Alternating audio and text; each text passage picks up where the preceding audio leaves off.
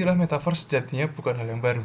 Sudah digaungkan sejak 1992 melalui novel berjudul Snow Crash oleh Neil Stephenson. Belakangan, metaverse kembali menjadi perbincangan setelah Facebook berganti nama menjadi Meta, di mana tujuannya adalah menciptakan alam semesta yang berbasis virtual reality. Menurut pendiri Facebook sendiri, Mark Zuckerberg, lahan metaverse ini jauh lebih subur dibandingkan bayangan orang, di mana kebanyakan masih berpikir bahwa metaverse hanya digunakan sebagai media bermain game atau membuat avatar diri kita di dunia virtual. Secara garis besar, tentunya kita sebagai penggiat konstruksi bukan berbicara untuk membuat bangunan virtual, namun menggunakan dunia virtual sebagai media untuk melihat bangunan kita melalui yang pertama, representasi digital. Yang kedua adalah berkolaborasi dengan setiap stakeholder dengan standar pemahaman yang sama. Dan ketiga adalah melakukan update progres secara real-time. Jika dibandingkan dengan pendahulunya yaitu internet sebagai media dua dimensi, metaverse bertujuan untuk membuat pengalaman nyata untuk berinteraksi dengan objek melalui ruang tiga dimensi dan multisensory. Melalui peralatan penghubung seperti kacamata augmented reality, virtual reality, headset, dan lainnya yang fokus menyajikan pengalaman 3D, sensasi fisik, dan interaksi seperti pada kehidupan nyata adalah cara memasuki metaverse. Kita dapat membawa alat-alat manajemen proyek, model, gambar, dan data visual ke dalam kantor virtual kita. Jadi, bagaimana penerapan realnya di industri konstruksi kita? Yuk, kita bahas satu persatu di video ini. Yang pertama adalah kemudahan yang ditawarkan metaverse. Pastinya kita mengharapkan adanya perbaikan sistem yang akan terjadi ketika kita mengakses metaverse. Yang kedua, metaverse di dunia konstruksi. Apakah sudah berjalan dan bagaimana proses implementasinya? Yang terakhir adalah kapan metaverse akan aktif kita gunakan. Kemudahan yang ditawarkan metaverse. Berbicara konstruksi, pasti kita tidak akan lepas dengan yang namanya koordinasi. Pastinya, karena proses dalam suatu konstruksi melibatkan banyak stakeholder, mulai dari owner, perencana, konsultan struktur, konsultan arsitek, kontraktor, subkontraktor, vendor, dan masih banyak lagi. Memiliki koordinasi yang baik diyakini akan memberikan percepatan pengambilan keputusan, yang efeknya adalah proyek jadi lebih cepat selesai, sehingga terjadi penghematan biaya. Keuntungan penggunaan metaverse pada industri konstruksi maupun AEC.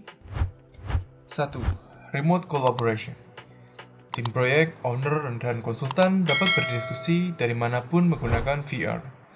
Ia akan mengakibatkan rapat lebih efektif, mengurangi biaya perjalanan, dan approval yang menjadi lebih cepat. 2. Prototyping. Mampu membuat berbagai macam contoh hasil jadi atau mock-up. Dengan demikian, pengambilan keputusan desain menjadi lebih cepat. 3. Building Information Modeling atau BIM Coordination. Proses dalam BIM dapat dikoordinasikan lintas stakeholder lebih mudah karena VR akan menyediakan akses koordinasi secara optimal. 4. Finishing. VR mampu menyuguhkan pengalaman melihat desain dan finishing yang dibuat, sehingga akan mengurangi adanya pekerjaan ulang karena desain yang kurang cocok.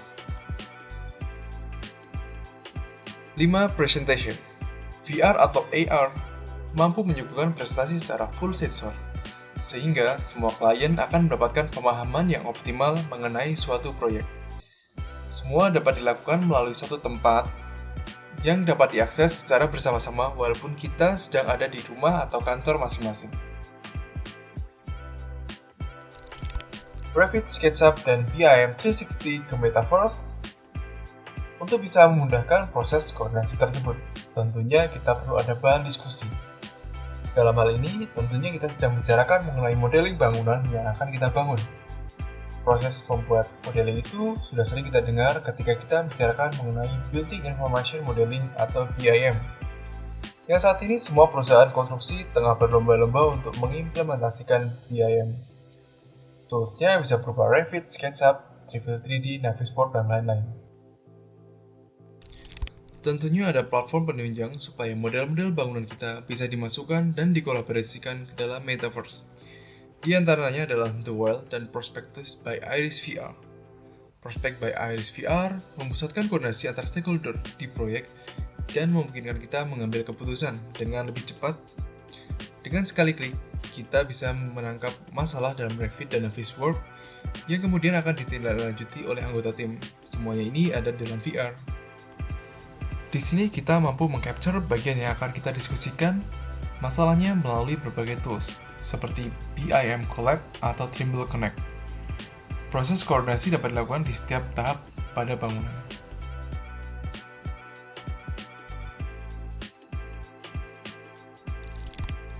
Kapan Metaverse akan aktif kita gunakan?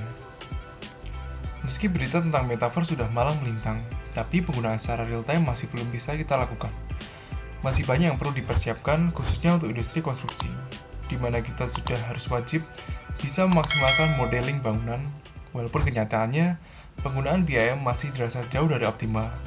Masih banyak stakeholder konstruksi yang menggunakan BIM hanya sebagai pemanis model saja, tidak menggunakan berbagai perhitungan volume ataupun sarana koordinasi dalam penggunaan BIM tersebut. Menurut Nemasak Research, penggunaan BIM yang paling mature adalah Nordic. Kemudian disusul dengan Singapura dan Amerika Serikat. Peluang negara-negara ini untuk mengintegrasikan modeling dan metaverse juga semakin besar. Metaverse secara lebih luas juga akan menjangkau penggunaan blockchain sebagai media perpindahan data. Hal ini akan menunjang lebih jauh optimasi Internet of Things. Berikut penggunaan blockchain di masa depan dunia konstruksi.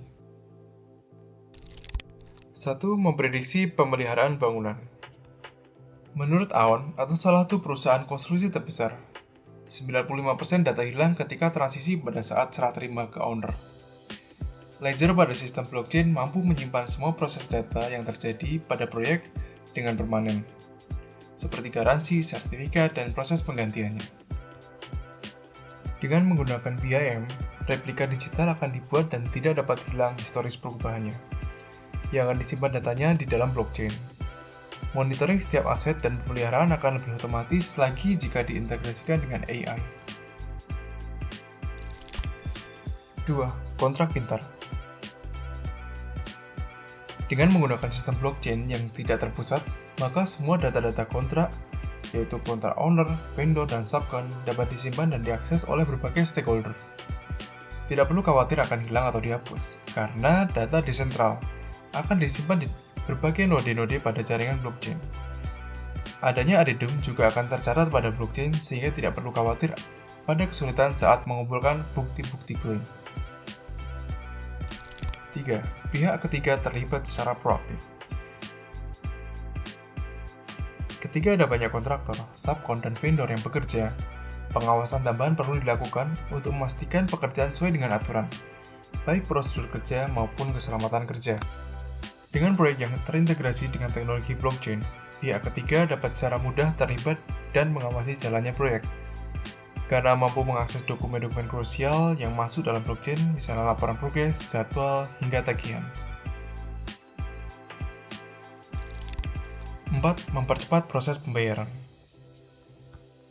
Proses pembayaran dalam blockchain dalam batas tertentu lebih murah dan cepat, tanpa melalui berbagai regulasi dan biaya admin tambahan. Jadi, kapan Metaverse mulai kita gunakan? Pertanyaan mengenai waktu adalah pertanyaan untuk kalian. Siapkah kalian memaksimalkan penggunaan BIM? Sudah siapkan dengan Digital Industry 4.0, Big Data, Blockchain, Crypto, atau NFT? Yuk diskusi kesiapan kalian di kolom komentar.